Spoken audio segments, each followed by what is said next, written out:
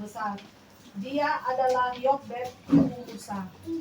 Dari kisah Musa yang kita baca saat ini, nama Yokbed pun bahkan tidak disebutkan sama sekali. Nama Yokbed hanya tercatat 2 kali dalam Alkitab, yaitu dalam Keluaran 6 ayatnya yang ke-19 dan Bilangan 26 ayatnya yang ke-59. Hanyalah sepenggal dari kisah dan cerita hidup Musa yang sangat panjang. Meski demikian, pengaruhnya sangat luar biasa dalam sejarah Israel. Dari keuletan Yokbed, seorang perempuan sederhana itu, lahir seorang pemimpin besar yang dipakai Allah untuk membebaskan bangsa Israel. Hari ini mari kita belajar bagaimana menjadi perempuan yang ulet dalam berkarya seperti Yokbed. Ibu-ibu, bapak-ibu yang dikasihi Tuhan, ada 4 hal yang ingin kami sampaikan di saat ini. Yang pertama yaitu kuat dalam tekanan hidup. Yokbed hidup di masa yang sulit, di mana pada saat itu bangsa Israel diperbudak di Mesir, ditindas dengan kerja paksa, bahkan ada perintah kejam yang dikeluarkan oleh sang raja Firaun bahwa setiap bayi laki-laki yang lahir dari perempuan Ibrani haruslah dibunuh. Melainkan kekhawatiran besar, harus menyembunyikan bayi selama 3 bulan. Artinya ia harus mengendalikan banyak hal, termasuk mengatur tangisan bayi dan berusaha sekuat tenaga agar tangisan bayi tidak terdengar oleh orang yang ada di sekitarnya. Ini beban fisik, emosional, dan mental yang sangat luar biasa. Tetapi apakah yang dilakukan oleh Yokbed? Apakah ia putus asa? Apakah ia pasrah dan menyerah pada keadaan? Tidak, ibu-ibu. Dia bertahan, tetap berjuang untuk melindungi bayinya. Yokbed percaya bahwa hidup anaknya ada di tangan Allah, bukan di tangan Firaun. Ibu-ibu yang dikasihi Tuhan, hidup di dunia ini kita tidak pernah terlepas dari pergumulan dan kondisi-kondisi yang sulit, yang ada kalanya kita diperhadapkan kepada situasi yang membuat kita tertekan, kita takut, bahkan kita tidak tahu apa yang harus kita lakukan. Mungkin kita mengalami sakit penyakit, ekonomi yang sulit, mungkin pula ada badai menghantam kehidupan rumah tangga kita, lingkungan kita yang buruk, anak-anak yang bermasalah, atau bahkan masa depan yang kelihatan suram bagi kita. Belajar kepada Yokbed bahwa janganlah kita menyerah, teruslah kita berjuang dengan mengandalkan Tuhan dalam kehidupan kita.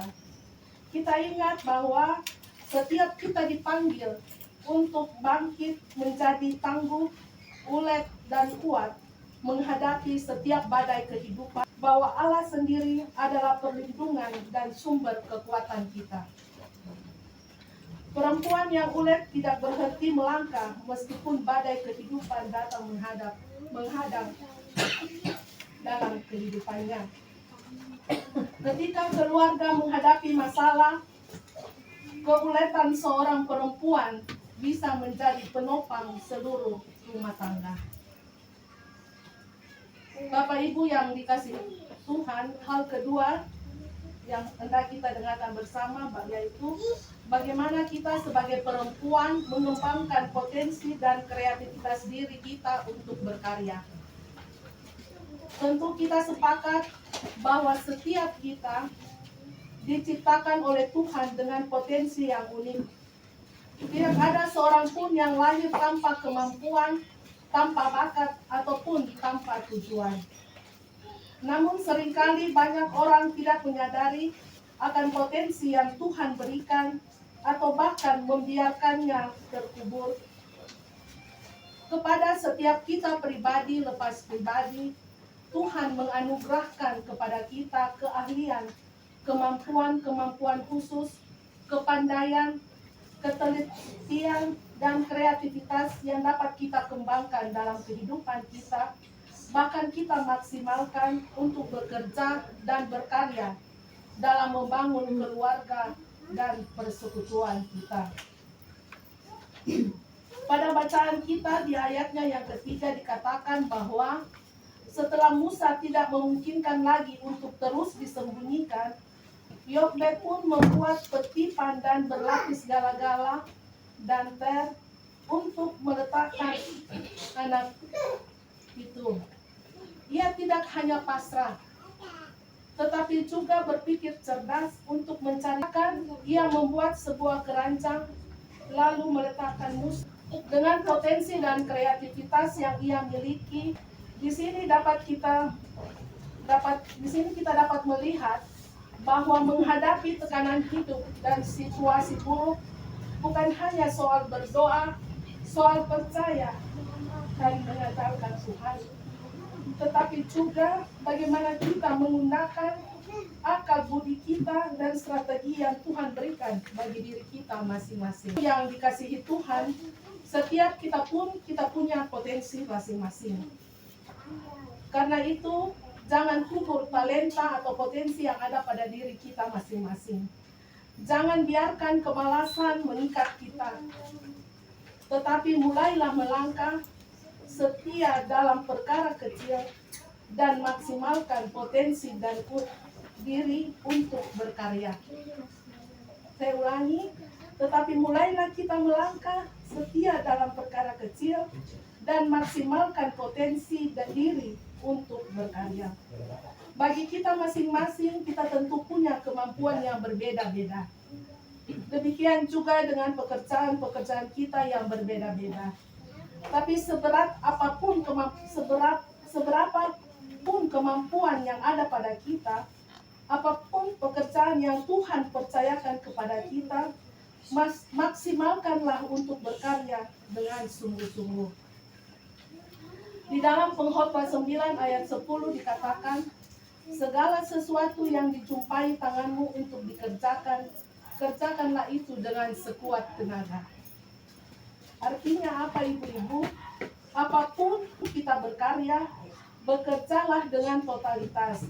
Bukan setengah hati, bukan asal-asalan, tapi lakukanlah dengan penuh tanggung jawab. Seringkali orang bekerja hanya karena kewajiban atau karena tuntutan. Bukan karena mencintai pekerjaan yang diberikan kepada kita. Kenapa seringkali pekerjaan terasa berat, membosankan, bahkan melelahkan? Itu karena kita tidak bekerja dengan cinta. Pepatah mengatakan bahwa pekerjaan yang dicintai tidak pernah terasa berat. Ketika kita mencintai pekerjaan kita, maka kita pun melakukannya dengan hati. Kita tidak sekedar mencari upah, tetapi juga menghadirkan berkat bagi orang lain. Ibu-ibu yang dikasihi Tuhan, setiap kita diberikan pekerjaan atau tanggung jawab masing-masing. Ada yang menjadi ibu rumah tangga, pegawai, pedagang, ibu guru, petani, atau pemimpin firman, ataupun seorang pemimpin. Firman Tuhan mendorong kita melakukannya dengan sikap. 13 mengatakan bahwa ia mencari bulu domba dan rami, dan senang bekerja dengan tangannya. Ia mengikat pinggangnya dengan kekuatan, ia menguatkan lengannya. Ia mengawasi segala perbuatan rumah tangganya, makanan kemalasan tidak dimakannya. Ayat ini menggambarkan kepada kita sosok perempuan yang rajin, ulet, dan tekun dalam pekerjaannya. Perempuan yang ulet dan tidak pasif, ia tahu bagaimana mengusahakan yang terbaik bagi keluarganya. Apapun tugas, pekerjaan atau kesempatan yang Tuhan taruh di depan hidup kita saat ini, besar atau kecil, itulah yang harus kita kerjakan dengan sepenuh hati. Hargai setiap potensi yang Tuhan taruh dalam hidup kita. Hargai pekerjaan yang Tuhan berikan bagi kita. Dan banggalah dengan kepercayaan apa saja yang Tuhan berikan kepada kita. Mari kita belajar mencintai pekerjaan kita. Kalau kita seorang ibu, cintailah tugasmu mengasuh anak, sebab itu adalah panggilan mulia. Jika kita seorang pekerja, cintailah tanggung jawabmu, sebab lewat itu Tuhan menyatakan berkat-Nya. Ibu-ibu yang dikasihi Tuhan, hal ketiga yang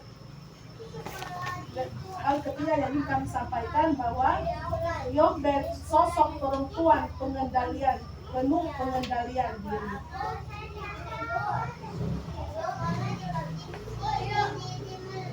Yang pertama, mengendalikan rasa takut dengan iman.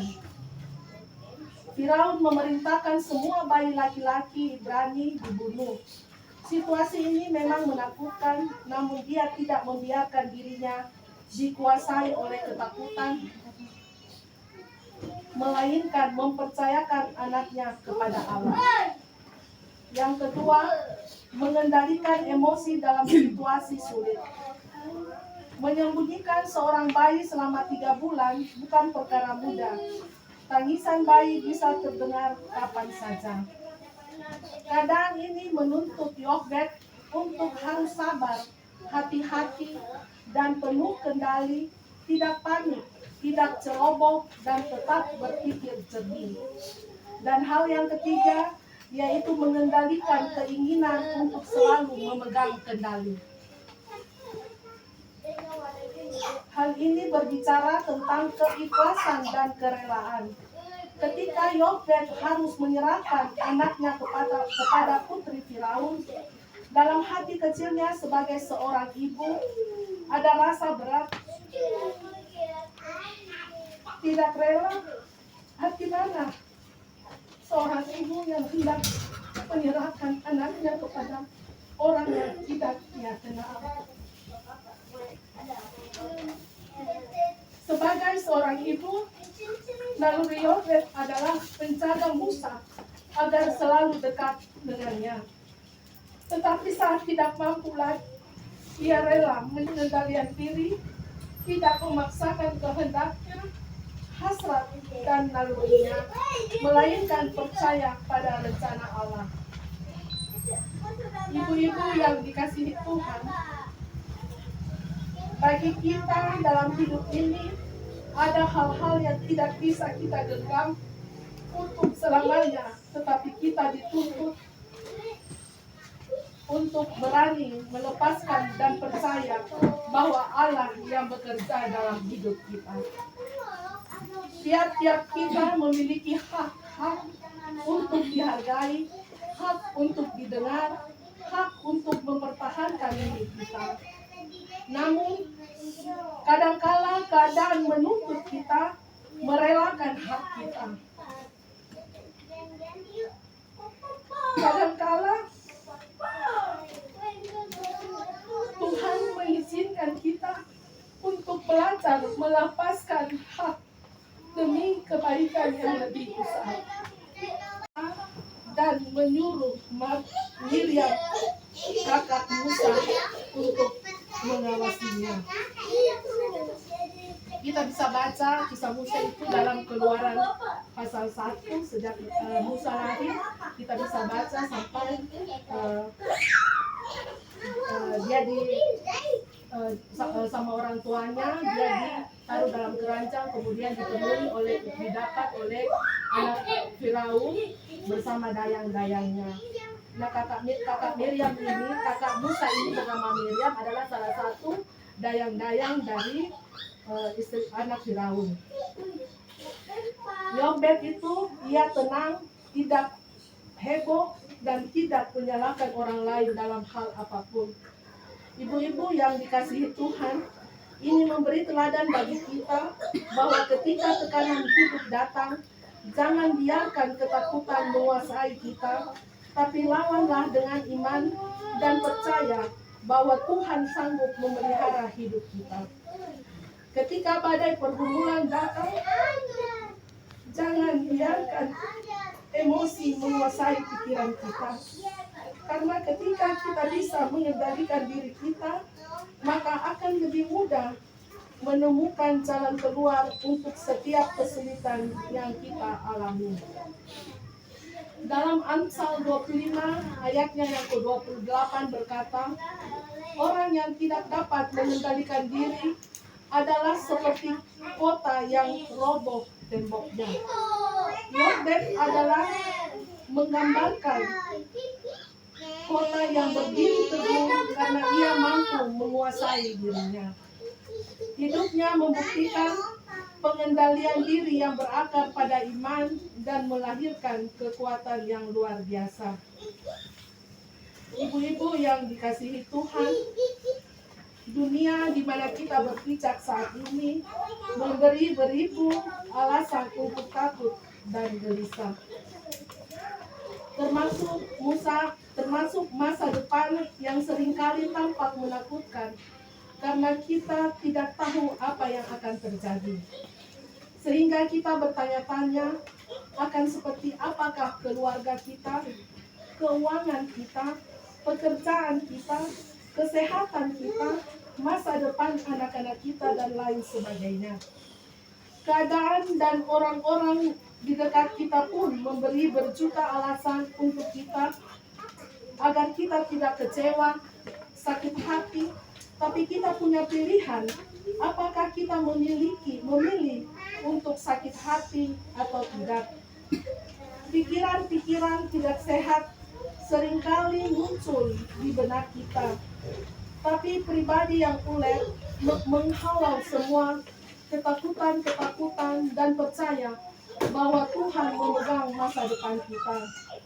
Pribadi yang ulet tidak akan mampu mengelola hati kita, menata setiap rasa yang ada, dan percaya bahwa Tuhan sanggup memulihkan setiap hati yang luka. Dalam Amsal 31 ayatnya yang ke-25 mengatakan, pakaiannya adalah kekuatan dan kemuliaan. Ia tertawa tentang hari depan. Tidak takut hari depan bukan karena hidupnya mudah, tetapi karena dikatakan ia berpakaian kekuatan dan kemuliaan, yang artinya hidup dalam penyerahan dan kepercayaan penuh pada Tuhan. Janganlah biarkan ketakutan, kepahitan, dan kepedihan hati dan apapun merampas sukacita dan kedamaian hati kita. Tetapi mari kita serahkan seluruh masa depan kita, masa depan anak-anak kita, dan segala usaha pekerjaan kita kepada Tuhan. Hal yang terakhir yang hendak kita baca bersama yaitu keuletan untuk menjadi berkat bagi masa depan kita. Di dalam sebuah keluarga, perempuan terutama seorang ibu memegang peranan yang sangat penting. Seorang ibu bukan hanya melahirkan, tetapi juga membentuk, mendidik, dan mempercayakan generasi ke depan. Seorang ibu yang ulet menanamkan nilai iman, disiplin, dan kasih akan meninggalkan warisan rohani bagi anak cucu kita. Keuletan Yokbed bukan hanya menyelamatkan Musa dari kematian, tetapi juga membangun masa depan seorang pemimpin besar. Di tengah penindasan Mesir, ia ulet menjaga, mendidik, dan mempercayakan masa depan anaknya. Musa tumbuh menjadi pemimpin besar yang membebaskan Israel. Mari ibu-ibu yang dikasih Tuhan, setiap kita, terutama para perempuan, belajarlah dari Yokbed. Jangan berhenti berkarya meski banyak hambatan. Jangan menyerah pada keadaan sulit. Tetaplah kuat dan ulet, karena Tuhan bisa melahirkan karya besar bagi keluarga, persekutuan, bahkan generasi masa depan. Ibu-ibu yang dikasihi Tuhan, kita tidak dipanggil